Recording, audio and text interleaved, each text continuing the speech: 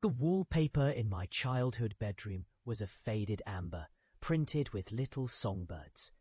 I remember lying in bed as dusk settled, watching their silent wings as the lamplight curled around their bodies. In those days, summer seemed endless. The air hummed with the promise of adventure, and the world was smaller, safer, pressed between the soft hands of routine and the gentle hush of family. Our house crouched at the edge of a wood so dense, even the sun seemed cautious stepping through. My mother would call me in before the light slipped away for good. She'd say the forest changed after dark, the trees growing stern and watchful as the stars blinked awake overhead. I believed her, mostly, though my curiosity was a restive thing. Sometimes I'd linger on the porch just a while longer, feeling the cool breath of the evening slide over my skin, listening. It's strange what distance does to sound. The cry of a distant owl, the stray branch snapping, the shiver of wind tangled in leaves. It all belongs to childhood, until it doesn't.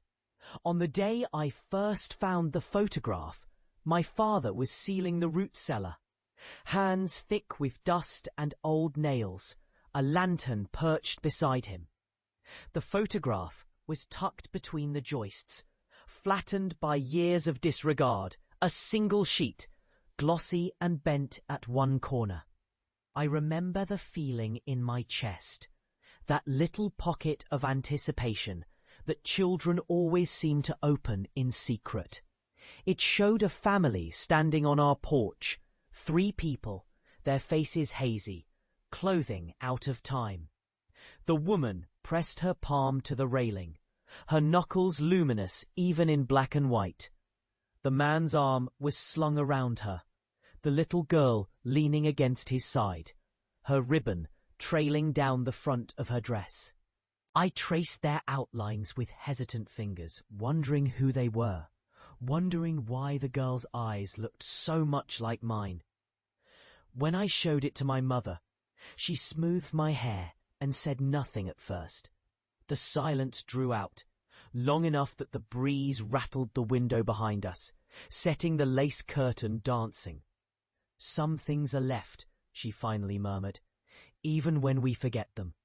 That night at dinner, my parents sat heavy with quiet, passing dishes back and forth as if something weighed on the very air between them. I tucked the photograph beneath my pillow, and afterward, dreams crept soft and strange around my head. In those dreams, the girl was always there,